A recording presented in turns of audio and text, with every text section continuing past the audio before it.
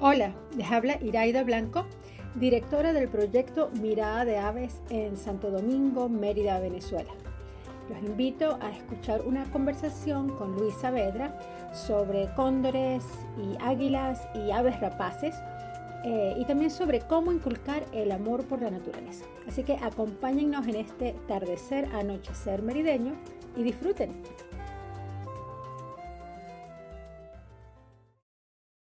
Hoy estamos aquí en los estudios de Yo Estación de Diseño en Mérida, que nos prestaron sus espacios para conversar con Luis Saavedra. Luis Saavedra. Luis Arturo Saavedra. Luis Arturo Saavedra. Entonces, bueno, estudiante de Biología de la ULA, de la Universidad de los Andes, en Mérida, coordinador de la estación de conteo de rapaces migratorias, Five White Eagles, e investigador de aves rapaces neotropicales. Sí. Entonces, bueno, bienvenido, muchísimas gracias. Gracias a ti por invitarme a la tarde de hoy. Bueno, nada, vamos a estar acá conversando sobre aves, sobre conservación y sobre muchas otras cosas que sean interesantes y que la gente, espero que le aproveche toda esa información y bueno, lleguemos a más personas la conservación de las aves y también la educación ambiental y cómo por medio de las aves podemos conservar otros ambientes, tanto urbanos como parques nacionales, etcétera. Totalmente. Bueno, yo te llamé, ¿te recuerdas? Hace unos días porque en Santo Domingo, donde está Mirada de Aves, pues se hablaba de que había un cóndor, de que había un pájaro muy grande. Algunas personas querían resguardarlo y no hablar mucho al respecto para resguardar esa ave. Luego salieron unos videos hablando de la liberación del cóndor. Yo vi unos videos que había visto de otros lugares, pero también salieron otros supuestamente en Los Granates, por esa zona, en el cierre de Santo Domingo. Entonces yo dije, mira, ya va, zapatero a su zapato, voy a llamar aquí a los expertos y bueno, por eso te estoy llamando para que aclares sobre ese incidente, pero también para que nos puedas dar un poco de luces sobre esto de los cóndores y Mérida y la presencia del cóndor en Venezuela, etcétera. Así que sí, exacto. Bueno, tú me mandaste un video donde yo pude apreciar qué ave era y bueno, no era un cóndor. En ese momento, lo que tú mandaste no era un cóndor, es un aruco, que es familia de los patos, de los gansos. Okay, es un ave muy grande, pero es un ave de tierras bajas. Es un ave como mayormente se encuentra en los llanos, en la cuenca del sur del lago de Maracaibo. También se puede encontrar un poco más al norte de los llanos. Creo que en Yaracuy hay reportes, creo que en Aragua también y en Carabobo hay reportes de aruco. Pero es un ave muy grande y seguro por eso se confunde. Además de que tiene unas coloraciones un poco también negras, gris, blancas. Pero lo que más sorprende del aruco es que efectivamente es grande y pesado. Pero bueno, y decimos, bueno, ¿qué hace el aruco en Santo Domingo? Santo Domingo, ahorita no recuerdo a qué altura está. ¿Qué altura está? 2.300. Sí, como sí, casi. Sí. Exacto. Entonces lo que sucede es que, bueno. Depende de exacto. Aunque es un animal de tierras bajas, de sitios de llanos, inundables, esteros. El animal, como bueno, si no lo sabemos, el río Santo Domingo desemboca en los llanos de Barinas. Bueno, llega a los llanos de Barinas, desemboca en los llanos, ¿ok? No, ahorita exactamente no sé en qué otro río desemboca el río Santo Domingo, pero se conecta con los llanos. Entonces eso crea todo un valle, que es el valle del río Santo Domingo. Y entonces ese es un sitio interesante para migración de muchas aves. Muchas aves utilizan ese corredor migratorio para llegar a los llanos u otras áreas donde ellas quieren llegar. Entonces, como existe esa conexión del río Santo Domingo con los llanos, seguramente este animal subió por ese corredor, por ese valle, y llegó a Santo Domingo y lo colocaron ver. Lo pudieron ver. Es extraño, sí, pero de alguna manera tiene sentido, pues, porque todo eso se conecta. Entonces, bueno, pudo ver que el animal subió allá y de repente lo encontraron en ese momento allí. Claro, es un corredor de aves, la cuenca del río Santo Domingo. Entonces es súper importante tenerlo en cuenta. Y específicamente el valle que genera el río Santo Domingo. Entonces todo eso crea como un valle que permite un corredor que, bueno, nosotros en algún momento le colocamos que se llama la ruta migratoria transandina. Ahorita estamos hablando de un aruco que es un animal residente, no es un animal migratorio, es raro en Santo Domingo, él no debería estar en Santo Domingo, pero lo que te comentaba es que, bueno, existe la posibilidad de que esté, pues, por el Valle del Río Santo Domingo. Pero, por ejemplo, lo que hablábamos antes de lo que era el corredor migratorio, la ruta migratoria transandina, es una red de valles interandinos, como lo que es el Valle del Río Chama, el Valle Morrénico de Mucubají y el Valle del Río Santo Domingo, que conectan dos grandes regiones, que es lo que es la cuenca del lago Maracaibo, el lago Maracaibo, con la cuenca del río Orinoco, que son los llanos. Entonces las aves pueden atravesar ese corredor. Y nosotros pensamos, pero ¿por qué simplemente ellas no vuelan sobre la cordillera de Mérida? Bueno, no es tan fácil, ¿eh? Desde el punto de vista energético, y para las aves es muy difícil decir, bueno, yo voy a cruzar volando el Pico Bolívar, porque vuelo. No, y las aves grandes, que son, les cuesta mucho más porque pesan mucho más. Tal vez aves pequeñas pueden hacer eso y casi que ahí en Pico Espejo, Pico Bolívar, o las partes más altas de la cordillera de Mérida, pasan prácticamente que arrastrándose, no es que vuelan así como tal. Para las aves volar es energéticamente costoso, entonces ellas siempre buscan el costo-beneficio. El lugar que le implique menos energía en menor tiempo y entonces puedan optimizar eso. De eso desde el punto de vista del aruco. Ok. Entonces cuéntanos sobre el cóndor, es decir, la presencia de los cóndores en Venezuela. En Venezuela. Sí, bueno, hay que aclarar que en Venezuela no existen estudios como tal publicados sobre el cóndor andino en Venezuela. Hay un estudio hace unos años atrás se reunieron expertos del cóndor de toda Sudamérica, que es el área de distribución y de los andinos, pues de los países que poseen parte de los Andes, se reunieron para debatir de cuál era la situación del cóndor en el continente, cuál era la situación del cóndor por países y qué se sabía por países. Entonces yo creo que esa es la única publicación que hay sobre el cóndor en Venezuela, además de las guías de aves que tú puedes encontrar, la guía Fels, el Hilti, Robin Resta Lilentino, que son guías de aves que te dicen, bueno, el cóndor se encuentra en tal sitio en Venezuela o se ha visto en tal sitio en Venezuela, tal. Pero estudios específicos de biología, ecología, reproducción, conservación, interacciones del cóndor en Venezuela no existen. Creo que fue el siglo pasado que hubo ese intento de reintroducir el cóndor en los Andes de Mérida, pero bueno, hay que aclarar algo. Primero y principal, lo que se sabe actualmente del cóndor es que Venezuela no es un área fija de donde el cóndor vive, ¿okay? Abuelos de cóndor, aquí en, no sé, en la Sierra Nevada, acá por ejemplo en el páramo de Loma Redonda, y llegar a Colombia es rápido, no tardaría mucho el animal. Entonces lo que se cree actualmente es que sí, efectivamente sí se pueden ver, existe la posibilidad de que veamos cóndores en los Andes de Venezuela, pero lo que se cree es que mayormente estos animales vienen de Colombia, ¿ok? Se echan una vuelta por acá por la cordillera de Mérida y luego se vuelven a regresar a Colombia. ¿Por qué? Bueno, si nosotros observamos los mapas del hábitat potencial del cóndor en Venezuela, es muy pequeño. Okay, es un hábitat muy pequeño. También recordemos que Venezuela como tal no tenemos grandes mamíferos autóctonos en nuestros páramos, como por ejemplo de repente en Perú, Bolivia, Chile, Argentina, donde efectivamente hay llamas, hay guanacos, hay alpacas, hay vicuñas. Es más, Colombia tiene lo que es la danta de montaña, la danta de páramo. Nosotros no tenemos eso. ¿Okay? Entonces un cóndor, además de que las aves carroñeras tienen la capacidad de que ellas, como se alimentan de carroña, ellas vuelan grandes extensiones de terreno en busca de carroña. Uh-huh. Entonces, lo que se cree es que no hay cóndores residentes en Venezuela, sino que son errantes. ¿Okay? Llegan a Venezuela, de repente alguien fotografió un cóndor en Mucubají y estuvo una semana por allí, estuvo unos días y luego el cóndor desapareció y se regresó. Es más, en Colombia tampoco es que hay la población muy grande de cóndores, pero sí creo que en Colombia sí hay cóndores residentes. Por ejemplo, lo que es la Sierra de Santa Marta. Recordemos que Colombia es un país que tiene 3 vertientes de los Andes, que son los Andes occidentales, centrales y orientales. Y la cordillera de Mérida es una extensión de los Andes orientales de Colombia.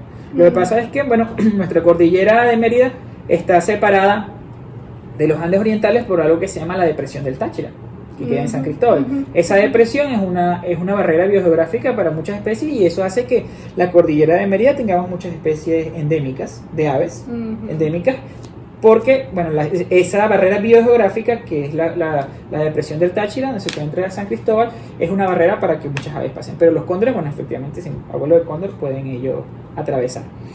Entonces, ¿podemos ver cóndores en Venezuela? Sí, podemos ver cóndores en Venezuela. ¿Que sean residentes todo el año en Venezuela? No. El conocimiento que tenemos de ellos en nuestro país es completamente escaso. No sabemos absolutamente nada de los cóndores en Venezuela, por ejemplo, en qué meses están, en qué meses no están, cuál es la frecuencia y todo eso. Ese proyecto de reintroducción de cóndores que hubo fue un fracaso porque, bueno, la gente no está acostumbrada a ver un cóndor, entonces... Y es que tienen en apartaderos en Mifafí, ¿eh? En Mifafí hay un cóndor. En el zoológico en Mérida. Hay creo que dos cóndores que vienen el de Mifafí viene de Cuba, los del zoológico vienen del Parque Zoológico Botánico Baradida. Ellos nacieron allá en el Baradida, en Barquisimeto. Ahí tenían una pareja de cóndores que ellos se reprodujeron exitosamente. Creo que tuvieron, al momento no sé, creo que fueron 7 o 5 crías que llegaron a etapa adulta, ¿verdad? Porque tuvieron otras que, bueno, que en el momento, no sé, fallecieron o rompieron el huevo, pero fueron muy exitosos esa pareja del zoológico de Barquisimeto, solo que creo que falleció la hembra y quedó el macho solo. Y entonces estos dos hermanos los trajeron para acá, para el zoológico de Mifafí. No, aquí el de Chorros de Milla. El de Chorros de Milla, exacto. El de Mifafí, que creo que se llama Combatiente, creo, y viene del zoológico de La Habana, creo que es el zoológico, viene de Cuba. Y tenemos el otro cóndor que está acá en Biocontacto, que se llama Meta, que es de San Diego, que viene de California, de Estados Unidos, sí, es gringo. Pero son los cóndores que están en cautiverio. En Barquisimeto quedaron otros cóndores en cautiverio y ahorita no tengo conocimiento si hay cóndores en Maracaibo o en Maracay o en Caracas, no tengo conocimiento. conocimiento. ¿Y ha habido alguna liberación reciente? No, reciente desde mediados desde el 2023 para... No, creo que no hay liberaciones recientes. Sé que el ministerio tenía como un proyecto de reproducción de cóndores en Venezuela y traer cóndores de Venezuela, pero es algo que hay que tomarlo con pinza. ¿Por qué? Porque, como te digo, bueno, nosotros no podemos reintroducir cóndores cuando las condiciones de la cordillera de Mérida no son las... no son buenas condiciones para que una población de cóndores viva, se establezca y se reproduzca. Eso nunca ha pasado así. No es su hábitat natural. Sí, exacto. Es su hábitat, pero no existen, ¿cómo te digo? No existe la alimentación, el tamaño. Para pasar tanto tiempo acá y vivir como viven en otros lugares de exacto, entonces vamos a decir, bueno, pero vamos a colocar de repente estaciones de alimentación para que ellos se queden acá, pero eso no es natural. Exacto, lo estamos como obligando a que estén. Y el otro factor muy importante es la educación. La gente no está acostumbrada a tener cóndores al lado de su ganado. Entonces, una de las cosas que llevó al fracaso el proyecto pasado también era que hubo cóndores que fueron baleados por los campesinos por el desconocimiento, porque no están acostumbrados a ver un animal de 3 metros al lado de una oveja o algo así. O muere una oveja, muere un ganado y una vez culpan al cóndor cuando el cóndor es carroñero, sí. Creo que, bueno, ellos pueden llegar de repente a atacar a un animal que esté moribundo o a una cría que esté recién nacida. Muchos carroñeros hacen ese comportamiento que depredan animales que estén indefensos, que no puedan defenderse, pero del resto no lo hacen. Entonces es como forzar las cosas a la naturaleza, traer cóndores acá, porque lo primero que tenemos que hacer, bueno, es un estudio social, evaluar las personas y qué conocimiento tienen las personas, si las personas están psicológicamente o están preparadas, su educación está preparada para aceptar a los cóndores. Y bueno, lo otro son aspectos naturales, pues el tamaño del área de distribución, la alimentación, todo eso. Entonces hay mucho trabajo que hacer para poder de repente decir, bueno, vamos a reintroducir cóndores en Venezuela. Efectivamente, ahorita estamos en Mérida y el escudo del estado de Mérida tiene un cóndor, hay todo un símbolo cultural detrás del cóndor en todos los Andes de Sudamérica, pero en Venezuela efectivamente lo que creemos es que son errantes. Y bueno, también hay registro de cóndores en Perijá, en la Sierra de Perijá, que también es otra extensión de la cordillera oriental de Colombia, pero la Sierra de Perijá sí se conecta mucho más. Nosotros tenemos una pequeña porción de esa parte andina, pero todo lo demás es Colombia. Y bueno, ahí también se tienen registros de cóndores. Entonces, si una persona ve un cóndor, un agricultor, una gente en cualquier lugar ve un cóndor, déjenlo quieto, no les van a hacer daño. ¿Qué, Sí, ¿qué exacto. dirías? Sí, el exactamente. comportamiento que uno debe tener No, es cuál. sí, un cóndor no va a hacer absolutamente daño No, a sí. nada, ni a nadie. La gente no se debe asustar. Lo que pasa es que Intimidan. claro, es un animal muy grande. Si tú ves un cóndor de repente con sus alas extendidas, llega a casi los 3 metros de envergadura y cualquiera se puede asustar. Entonces, en el momento, mucha gente se puede asustar y puede hacer cosas. Ok. Bueno, entonces, todas esas imágenes, la fotografía que te envié, pero también los videos que han salido. Sí, seguramente No, tú los sí. mostrarás, las fotos. Sí, Exacto, de ser un aruco que también es una ave muy grande y muy sí, pesada. Sí, sí, y es muy, ¿y por qué es importante observar que este pájaro, por ejemplo, registrar en los registros como eBird o como estas plataformas que hubo un avistamiento de un aruco y que está a esa altura ahora, en estos momentos? Claro, Es decir, eso tiene valor en sí también. Claro que tiene que valorar. Muchas veces hemos hablado de que, ¿cómo te digo? El cambio climático y esas relaciones que existen con nuevos registros y nuevos reportes de aves en lugares donde no deberían estar. O sea, hay varias cosas que hay que agarrarlas también con cuidado. Una, sí, efectivamente, el cambio climático no lo podemos negar. El cambio climático está sucediendo en este momento. Y entonces eso afecta también, por ejemplo, los hábitats de las aves, las rutas migratorias, los lugares donde antes se reproducían y donde antes se alimentaban pueden cambiar porque de repente el hábitat está inundado o de repente el hábitat está en una extrema sequía. Entonces eso puede cambiar. Y otro factor que es interesante que tener en cuenta es que, por ejemplo, antes Santo Domingo no tenía lugares abiertos, por decirte eso. Antes era selva nublada y páramo, ¿sí? Entonces estas aves como los arucos que viven en lugares relacionados al agua y que son vegetarianos, ellos son vegetarianos, no atravesaban eso porque cuando iban volando se encontraba un bosque.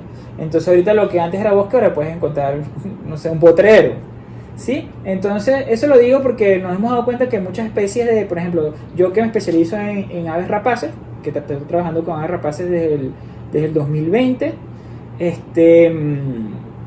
2019, 2020, hace como 4 años aproximadamente, nos hemos dado cuenta que actualmente mucha gente dice, por ejemplo, en la ciudad de Mérida, mira, este gavilán no estaba acá en la ciudad y ahorita los vemos comúnmente. Entonces, bueno, más que el cambio climático, lo que puedo decir es que lo que era la terraza de la ciudad de Mérida, que es una ciudad ahorita, antes era una selva semicaducifolia montana, todo era bosque, no había zonas abiertas. Y entonces estos gavilanes o estos rapaces o halcones que estaban relacionados a hábitats más abiertos, ahora pueden encontrar esos hábitats acá y pueden subir y bueno, hacen su vida acá. Además de que las ciudades ofrecen otros recursos, como es por ejemplo la basura, también recursos en edificación, como estructura. También podemos decir que hay menos depredadores naturales porque la riqueza de rapaces, el número de especies de rapaces también es se ve intervenido porque bueno, grandes rapaces ya no pueden vivir acá, que eran depredadores tope, y entonces esas especies, los caricares y los chiriguares, en los últimos años han abundado mucho más en la ciudad, se han vuelto muy comunes y como les comentaba, pues eso ha sido un factor de ahora encuentran nuevos hábitats más abiertos, encuentran nuevos recursos alimenticios como lo es la basura y desperdicios de basura. Por ejemplo, en la basura colocan carne, desperdicios de la carne y cosas, y ellos se alimentan de ello. Y además hay que también en la ciudad de Mérida ellos se reproducen. Entonces todos esos factores han hecho que estos animales se vuelvan aves urbanas y cada día crezcan más en su población. Y entonces en Mérida es muy común, pero es común en el resto de las ciudades de Venezuela. El resto de las ciudades, y más, hay como mayor densidad de estos animales que en lugares más naturales, porque encuentran más recursos. Sí, es el fenómeno que está ocurriendo, ¿no? Que en las ciudades hay más condiciones, hay más alimentos. Exacto. Muchas veces Esa es otra cosa que bueno, también es importante destacar, es con los zamuros, que muchas veces la gente lo ve como una problemática. Pero bueno, en la ciudad de Mérida deben haber aproximadamente como unos 1.500, 2.000 zamuros viviendo acá en la parte, por ejemplo, céntrica de la ciudad de Mérida. En la estación de conteo de rapaces migratorias nos dedicamos a estudiar todas las aves rapaces y una de ellas son los zamuros. Entonces nos hemos dado cuenta, uno, de que en la ciudad se reproducen los zamuros, en la ciudad comen los zamuros y en la ciudad duermen los zamuros. Y ahí son animales que la gente los relaciona con animales sucios, de mala suerte, que se alimentan de carroña. Pero la problemática no son los zamuros, la problemática es las personas, porque la gente saca la basura los días que no debe sacar la basura, coloca la basura donde no debe colocarla, ¿ok? Y nuestro sistema de aseo también es deficiente. Entonces, si el animal ve que hay basura con alimento, ellos llegan, rompen las bolsas y se alimentan. Pero si nosotros fuéramos buenos ciudadanos y sacáramos la basura a la hora y en el lugar adecuado, ellos no tuvieran la oportunidad de alimentarse de eso, entonces no estuvieran tantos animales en la ciudad. Pero como te digo, eso es algo que se ve en casi todas las ciudades de Venezuela. Entonces creo que sí puede ser un factor tanto cultural como de nuestros servicios de higiene. Sí, es un problema o una situación compleja, pues que hay muchos elementos. Exacto. Si fuésemos más ordenados y separásemos los residuos, bueno, evitaríamos tantos problemas. Y ellos no son un problema. Ellos no son un problema. Hay samuros porque nosotros colocamos la basura, porque hay basura. Una consecuencia que es muy importante de verse. Cuéntame sobre las águilas en Mérida, las 5 águilas blancas, pero también águilas que en el estado. Sí, cuando bueno, dije que te íbamos a conversar, me dijeron, pregúntale sobre esto. Sí, bueno, algo importante es que culturalmente o tradición de acá de Mérida es la leyenda de las 5 águilas blancas y la formación de los 5 picos nevados. ¿Okay? Entonces, cuando nosotros quisimos establecer la estación de conteo, que le queríamos colocar un nombre nativo, buscamos como nombres indígenas y busqué un diccionario del lenguaje de los indígenas de acá de Mérida, pero no encontramos como que ellos tuvieran un nombre como tal, gavilán, águila, o de repente no nos sonaba muy bien eso. Entonces dijimos, bueno, vamos a colocarle el nombre de las 5 águilas blancas, que es la leyenda de acá. Entonces, algo importante para los merideños, y bueno, que esos estudios no creo que no hay así a nivel nacional, es que, y esperamos sacarlo pronto, es que nada más en la ciudad de Mérida deben haber más de 32 especies de aves rapaces. Entonces es tanto o igual, más o igual especies que toda Norteamérica. O sea, solo en una ciudad que tiene, no sé, 4 kilómetros de ancho por 9 o 10 kilómetros de largo. Entonces desde la ciudad de Mérida podemos encontrar más de 32 especies de aves rapaces. Entonces, que para nuestra audiencia, ¿qué son las aves rapaces? Las aves rapaces es un grupo, es un estilo de vida de aves terrestres. O sea, el estilo de vida es un estilo de vida rapaz o de rapiña que poseen picos o garras que le permiten alimentarse de carne o depredar o también alimentarse de carroña. O sea, tiene que ser aves terrestres que tengan estas características, aunque de repente no estén relacionadas genéticamente cercanas, porque los halcones es un grupo, los buitres del viejo mundo, que son África, Asia, Europa, es otro grupo, las águilas y los gavilanes es un grupo, y nuestros buitres, nuestros samuros, es otro grupo. Pero todas ellas las clasificamos como aves rapaz porque es como un estilo de vida rapaz. Entonces, acá en la ciudad de Mérida tenemos más de 32 especies, y una de esas especies es el águila de copete, que se llama, el nombre científico es Spizaetus isidori, y es una de las, creo que solamente en Venezuela hay 2 especies de aves rapaces en peligro de extinción, categorizadas como en peligro de extinción. El cóndor creo que es vulnerable, no está en esa categoría de peligro de extinción. Y acá en la ciudad de Mérida la podemos observar. Ella puede pasar volando sobre la ciudad de Mérida. Lo que pasa es que muchas veces para observar aves rapaces tampoco es... No todos los observadores de aves observan aves rapaces porque prácticamente tienes que estar pendiente del cielo. No, ok, ya se posan en árboles, pero no siempre tienes que estar como pendiente del cielo, siempre pendiente del cielo para ver qué observas ellas. Entonces, hay muchas especies de aves. Y del águila más grande que tenemos, bueno, el águila de copete es un águila muy grande que podemos observar en la ciudad de Mérida, que puede atravesar la ciudad de Mérida. Y la otra es el águila real de Páramo, que también podemos de repente observarla sobre la ciudad de Mérida. Y en el estado de Mérida, ¿cuántas especies hay? Es decir, cuando hablas Mérida, hablas... pero en el estado, oye, en o el en estado particular Mérida, en la zona de... Exacto, en el estado de Mérida ahorita no recuerdo, pero por ejemplo, de rapaces creo que hay 69 especies para Venezuela, 69 especies, y para el estado de Mérida deben haber casi entre 40 y 50 especies de aves rapaces. Sí, son muchas. Entonces, en el páramo pues tenemos en Santo Domingo, en la cuenca del río Santo Domingo. Sí, deben haber muchos también. Por ejemplo, puedes ver águilas reales de páramo, águilas de copete, el cóndor, samuro, oripopos y halcones, gavilanes. Sí, hay muchos. Sí. Lo que pasa es que, bueno, otra cosa importante que tenemos que saber es que el grupo de las aves rapaces, específicamente águilas y gavilanes, son uno de los grupos de aves en Venezuela menos conocidos. Conocemos más de halcones y de otros grupos de aves que no sean rapaces, pero por ejemplo águilas y gavilanes son uno de los grupos menos conocidos en Venezuela. La gente no los ha estudiado mucho, entonces todavía hay mucha información que levantar y hay mucho conocimiento que generar. Bueno, pues con Mirada de Aves, por favor, nos encantaría que nos educaras, que aprender más al respecto. Sí. ¿Cómo, ya un poquito más de tu historia personal, por qué te interesaste, cómo nació en ti ese interés por las rapaces, especialmente cuando dices que no es un ave que se observa mucho tradicionalmente? Exacto, que se estudia mucho. Bueno, no sé, siempre he tenido como la virtud o la bendición que siempre he caído como en los nichos o temáticas o trabajos o cosas así que casi nadie los hace, están como nichos vacíos. A mí siempre me han gustado los animales de chiquito. Uh-huh. Y desde que yo tenía 15 años, cuando tenía 15 años yo soy de Barquisimeto, del estado Lara. Yo entré a una organización ambiental que se llama Grupo Guardaparques Universitario. Todo lo que he podido lograr y todo lo que he hecho ha sido por la formación que tuve en esa organización. Es una organización de educación ambiental y conservación de la naturaleza. Y entonces es un grupo de voluntarios, de muchachos, de jóvenes y bueno, de no tan jóvenes, todos estamos allí por la conservación. Cuando entro con ellos me dan la oportunidad, hacen un curso y ahí le enseñan muchas cosas, desde legislación ambiental hasta el tema de aves, mamíferos, ABRAES, todo lo que uno necesita.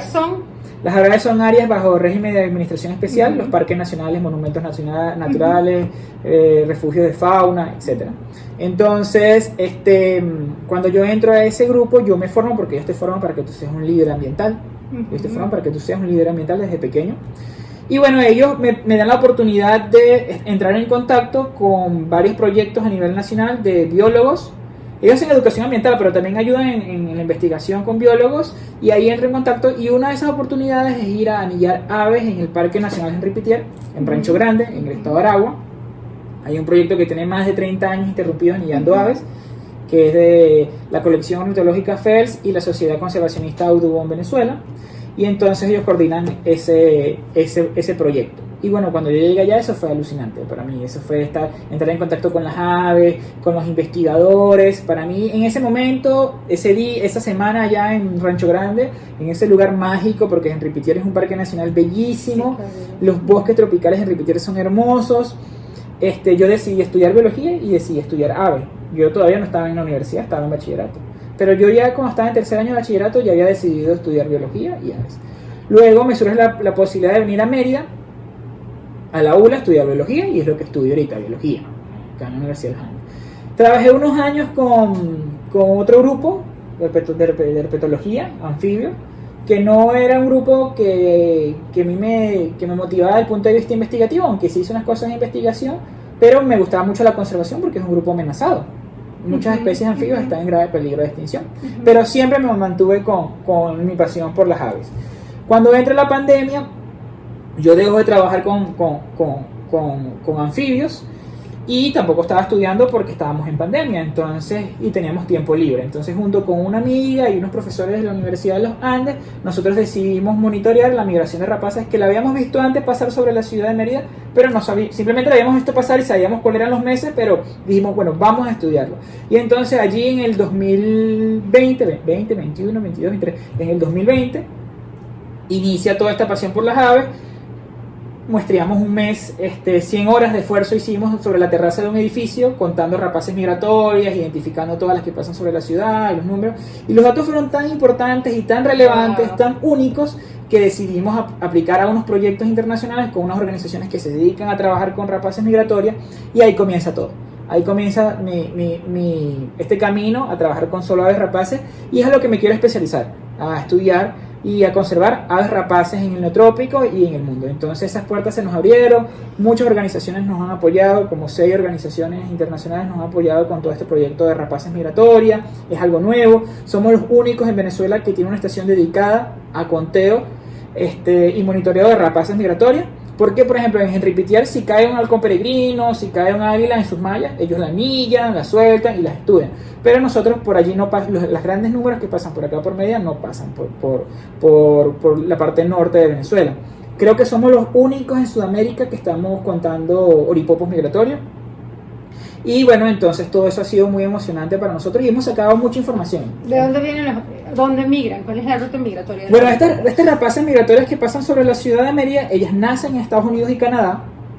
Ellas nacen y ellas se devuelven ahorita en marzo, en febrero se devuelven a Estados Unidos y Canadá. Allá se reproducen, lo que es la primavera y el verano. Y luego cuando llega el otoño boreal, ellas se regresan a sus áreas de invernada. Entonces, en el año viajan ida y vuelta 2 veces, ¿ok? Porque bueno, se reproducen en primavera y en verano allá en el norte y luego viajan al sur para pasar el invierno acá. Entonces se llaman sus áreas invernadas. Entonces, por ejemplo, los oripopos migratorios, la gran mayoría de su población inverna en Venezuela. En la parte centro, norte, occidente de Venezuela, allí invernan. Ellos pasan todo el invierno acá en Venezuela. Y luego se regresan en primavera para reproducirse. Entonces ellos atraviesan kilómetros, miles de kilómetros para llegar a estas áreas. Hay otras especies que pasan sobre Venezuela, pero no invernan en Venezuela, sino que invernan en Argentina, Paraguay, Uruguay, por ahí. Entonces ellos pasan por Venezuela, pero simplemente están de paso. Entonces, por ejemplo, en el 2017 había una especie que se pensaba que era hipotética para Venezuela. Se decía, era hipotética para Venezuela, pero la especie no es hipotética para Venezuela. La especie es migratoria y pasa todos los años sobre Venezuela. Lo que pasa es que ya no inverna en Venezuela, sino que simplemente está de paso. La gente, si no estás un observador, en el momento que pasa el animal, no lo va a ver más nunca porque pasó sobre Mérida y luego atravesó lo que es esta ruta migratoria transandina. Por ejemplo, entra por el Vigía, sube por el Valle del Río Chama, Mérida, Mucubají, Santo Domingo, Barinas, Los Llanos. Cuando llega allí, sigue hacia el sur hasta Argentina, Paraguay, donde son sus áreas invernadas. Si no hay unos observadores en esos momentos, no la van a ver. Necesitamos un motus, ¿no? Aquí en Necesitamos un motus inmediato. Bueno, no sé, seguro Miguelito nos ve, Miguel Mata, él es el coordinador de motus en Venezuela y hay una estación en Rancho Grande. Un fuerte abrazo a Miguelito, es un gran amigo mío, también es de Barquisimeto y hay unos planes que tienen para los Andes, vamos a ver si se concretan. Bueno, me emocionaría muchísimo. Una pregunta también más, porque en cuanto a por qué te interesa esta área de la ciencia, tu familia ¿cómo es tu familia? ¿Cómo creciste tú? Volviendo más aún desde más chiquito, sí, más atrás. Sí. Es decir, ¿es una familia donde creciste en un ambiente que muy expuesto a la naturaleza o no? Sí, yo creo que muy expuesto a la naturaleza. ¿Te alimentaban ese amor por la naturaleza o sencillamente? No, mi familia siempre me dieron mucha libertad. Como te dije, siempre me gustaron los animales, así que siempre tuve muchas mascotas, muchas mascotas tuve y me dejaban tener muchas mascotas. Y también yo creo que esto también de así como de naturaleza y creo que también fue también por mi familia paterna, porque mi papá le gustaba mucho que viajáramos, por ejemplo, ahí mismo en el estado Lara, fuéramos a parques nacionales, al río. Entonces viajes cortos de sábado, que nos íbamos temprano, nos íbamos, terminábamos en un río, en una montaña, en un parque, y luego nos regresamos y siempre hacíamos eso. Entonces ese contacto con la naturaleza sí me motivó muchísimo. Pero los animales desde chiquitito, entonces mi familia, por ejemplo, una anécdota, como me gustaba, lo incentivaban esa pasión. Entonces, por ejemplo, yo nunca tuve carros de juguete o nunca tuve muñecos de acción de juguete, sino que mis juguetes eran todos animales y dinosaurios. Entonces mi familia sabía que me gustaba y me compraban animales y dinosaurios. O sea, por ejemplo, en mi cuarto lo que tenía era libros de animales, de dinosaurios, afiches, pinturas. Entonces ellos, como sabían que era lo que me gustaba, ellos incentivaban eso. Qué bueno. ¿Y en la escuela tuviste profesores, formadores? Sí, que cambiaron mucho mi vida. Sí. Recuerdo que en primaria tenía una profesora que se llama Lugdin, ella falleció, pero recuerdo que ella sabía que a mí me gustaban mucho los dinosaurios. Bueno, actualmente sigo trabajando con dinosaurios porque las aves son dinosaurios modernos. Entonces yo fui recapitulando y decía, bueno, me gustaban mucho los dinosaurios y decía, bueno, quiero estudiar paleontología. En Venezuela no dan paleontología, tendría que irme como a Argentina o a otro país a estudiar paleontología. Entonces yo decía, no, yo quiero estudiar paleontología. Entonces mi familia me decía, sí, hijo, tranquilo, usted va a estudiar eso, no se preocupe. Y me incentivaban, nunca me cortaron mis sueños ni nada de eso. Pero entonces me doy cuenta después de que estudio biología y todo esto, de que, bueno, que los dinosaurios, algunos se extinguieron y otros evolucionaron en aves y son las aves que tenemos ahorita y es con los que trabajo. Exacto. Con dinosaurios modernos. Sigues con dinosaurios. Con dinosaurios modernos. Entonces sí, ellos me motivaron siempre a estudiar lo que yo quería y a seguir mis metas y mis sueños. Bueno, de verdad nos encantaría que nos acompañaras en algún momento y nos enseñaras un poco, aprender un poco contigo. Claro.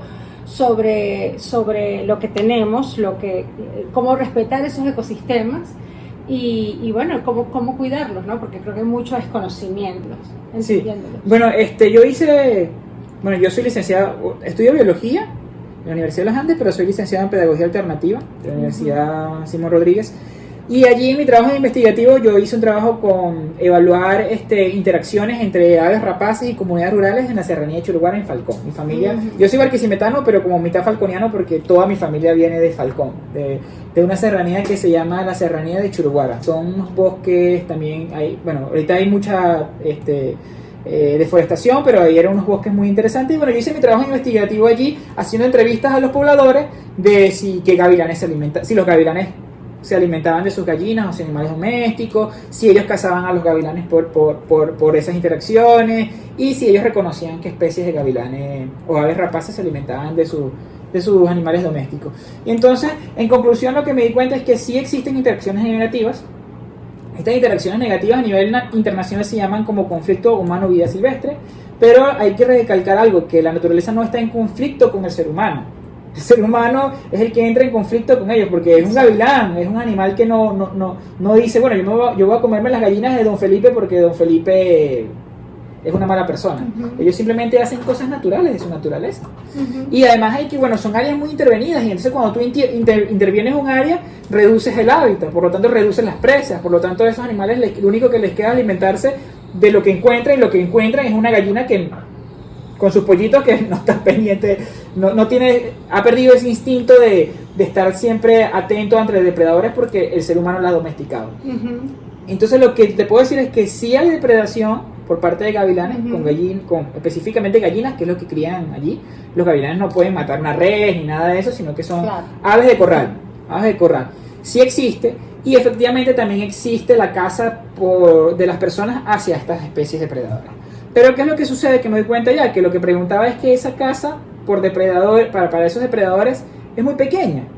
Primero, ¿por qué? Porque Venezuela ha entrado en una situación de una crisis económica y social, que la gente antes los cazaba con armas de fuego, ¿okay? Y entonces ya para los campesinos encontrar cartuchos para sus armas de fuego, escopetas o cosas así, ya no pueden. Eso es ilegal. Tener armas de fuego en Venezuela es ilegal, pero hay que recalcar que en las comunidades rurales la gente todavía tiene armas de fuego, ¿ok? Y las encuentra de forma ilegal, y no las encuentra y no tiene armas de fuego desde un punto de vista delictivo, sino que mucha gente en esos lugares caza o la tiene como una forma de defensa propia, ¿ok?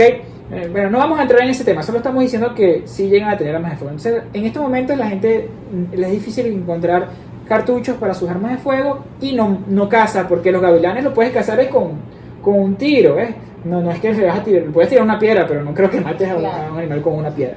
Entonces, lo que quería decirte es que los gavilanes cazan allí, por lo general cazan a pollitos, que son unas gallinas jóvenes, y entonces la gente está acostumbrada a que una gallina tenga 16 pollos, 15 pollos, y que de algunos pollos se mueran de enfermedad, o se pierdan, o se los come un gavilán. Entonces, de todo eso quedaron 3 o 5 que llegaron a la etapa adulta. La gente ya está acostumbrada, entonces no se mortifica mucho por si un gavilán se lleva a unos cuantos pollos.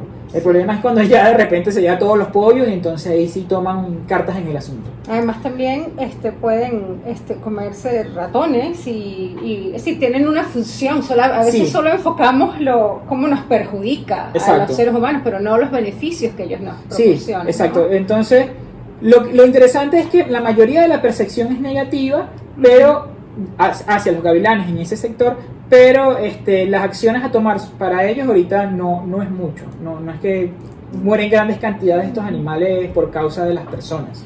Ok, hay un tema que es interesante que hemos visto en Santo Domingo, que hemos visto varios halcón primito.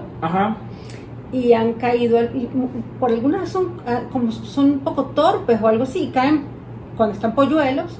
Y hay personas que los han llevado, estoy de un caso de unas personas que lo llevaron a su casa y lo han protegido, y después para liberarlo, pero el halconcito no se quiso ir y se quedó con ellos, ¿no? Entonces, bueno, no sé qué opinas tú respecto a estas personas. De nuevo, ellos tenían la intención de liberarlo, ¿no? Pero a mí me preocupa un poco que empiece una moda, ¿no? De tener tu mascota exótica como un ave y puede tener repercusiones o influir en el tráfico de aves. Claro, ¿no? bueno, la tenencia de fauna silvestre en Venezuela está regulada de algún punto de vista, de alguna forma. Si tú no tienes permiso es ilegal, uno. Segundo, en Venezuela sí hay una ley de cetrería. Exacto, los cetreros se organizaron en Venezuela. Bueno, Venezuela no es un país que tengamos una cultura cetrera, simplemente que habían personas aficionadas a la cetrería, ellos se organizaron, hicieron todos los procedimientos adecuados y hay una ley de cetrería.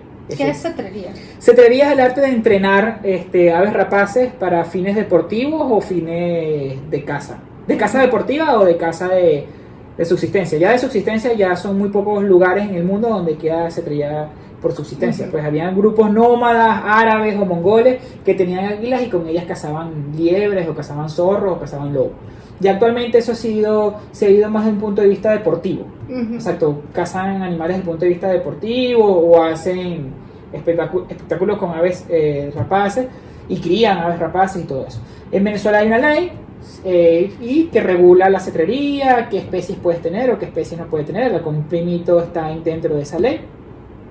Pero tienes que tener un permiso y no todos pueden ser cetreros, pues tienes que tener un permiso. Entonces, por ejemplo, lo más adecuado, si un animalito, para todas las aves, si cae un pichón, es de repente devolverlo al nido o devolverlo, por ejemplo, los halcones primitos anidan en cavidades, cavidades de árboles o otras cavidades, tratar de colocar el pichón, si es muy pequeño, colocarlo en el nido, no tocarlo mucho, o si de repente ya es de un tamaño ya un volantón, de repente agarrar el animalito y colocarlo en el árbol más cercano, en un sitio más seguro y alto, que los padres van a llegar allí y lo van a seguir alimentando y el animalito va a seguir creciendo porque los padres van a seguir cuidando de él.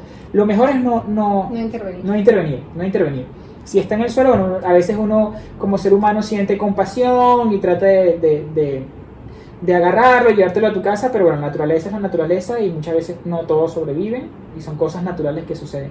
Otra cosa, bueno, que tal es un árbol y hay un nido y cosas, bueno, de repente puedes llevar esas aves a las autoridades competentes que puedan hacerse cargo de ese animal. En Mérida lo que sucede mucho es con los curucucos, que son los búhos de la ciudad. Entonces sucede mucho que en ciertas temporadas reproductivas mucha gente agarra a estos animalitos porque se los encuentra en el piso, pero lo que sucede es que ellos tienen como la costumbre de que aún sin poder volar ellos como que salen del nido y se van a ramitas, los padres los siguen alimentando, pero en algunas ocasiones los encuentras en las plazas y cosas. O sea, si te encuentras un curucuco común juvenil, lo que debes hacer es agarrarlo y colocarlo en una rama en el árbol más cercano, que los padres van a seguir alimentándolo y el animalito va a seguir creciendo fuera del nido porque ese es su comportamiento.